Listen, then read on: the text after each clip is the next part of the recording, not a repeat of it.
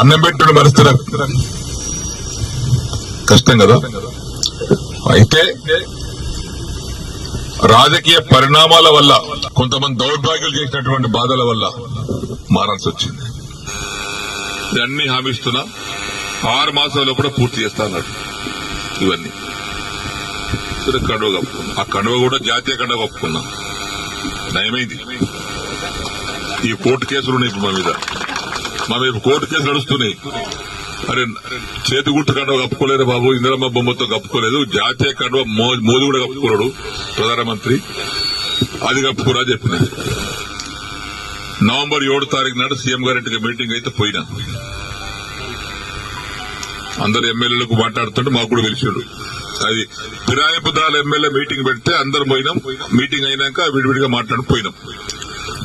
పొంగులేటి శ్రీనివాస్ రెడ్డి కూర్చున్నాడు, బట్టివి కూర్చున్నాడు ఆయన పొలిటికల్ ఆ ఛాంబర్లో. నేను పోయి శ్రీనివాస్ రెడ్డి రేవంత్ రెడ్డి గారు లేచాడు, కూర్చోసేనని అన్నాడు. ఒకటి అడిగితే సమాధానం చెప్పినా కూర్చుంటా అన్నా. ఏందన్నాడు, నేను నీకు 21 జూన్ నాడు నాకు కండువ కప్పిన రోజు నాకేమైనా పైసలు ఇచ్చినావా, నన్ను ఏమైనా కొన్నావా, కట్లట్టు వచ్చినా కొన్నావా చెప్పు, నాకేమైనా ఇద్దరు ఉన్నారు, నన్ను ఏమన్నా నా ఎమ్మెల్యేషిప్ కొన్నావా, నన్ను కొన్నావా చెప్పు, నేను అమ్ముడు పోయినా నీకని చెప్పినా. లేదు పోలేదు, ఇయ్యలేదు. మరి దేనికోసం వచ్చినా, ఈ సమస్యల కోసం వచ్చినా. ఏమైనా అయిందా, ఏం కాలేదా, ఏమైంది, 100 కోట్లు ఎస్డీఎఫ్ ఉంటే 30 కోట్లు ఇచ్చారు. తర్వాత బంద్. దగ్గర 70 కోట్లు డబుల్ బెడ్రూమ్ ఉంటే 20 కోట్లు ఇచ్చి, 25 కోట్లు ఇచ్చి, 45 కోట్లు ఇవ్వాలి. బంద్.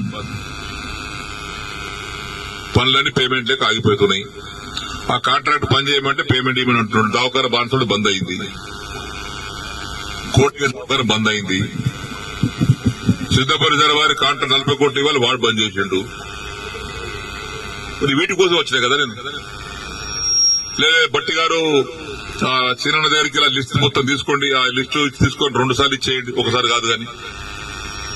ఇక పొంగులేటి గారు ఆ లిస్ట్ తీసుకోండి, 2 సార్లు మీరు ఇచ్చేయండి. ఇచ్చిన తెల్లారి ఫోన్ చేస్తే బట్టి లేవట్టాడు, పొంగులేటి లేవట్టాడు చెప్పుకోండి. జనవరి 4 తారీఖు నాడు ఆ ఛాంబర్ తీసుకుపోయి లోపల తీసుకుపోయి, మీరు చెప్పారు కానీ బట్టి ఇవ్వలేదు, పొంగులేటి ఇవ్వలేదు, నాకు రూపాయి ఇవ్వలేదు. రూపాయి ఇవ్వలేదా, ఇవ్వలేదు.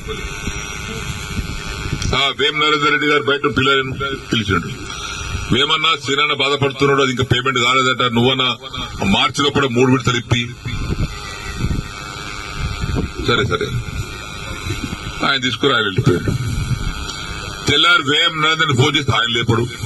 50 సార్లు చేసిన, ఒకసారి కాదు 50 సార్లు లేపడు. మళ్ళా మొన్న మార్చిలో అసెంబ్లీలో జరుగుతుంటే మళ్ళా పోయారు ఛాంబర్. మన అసెంబ్లీలో కూర్చునే సీటు డబల్ ఉంటుంది. ఆయన చెప్పిన ఏది కాలేదండి.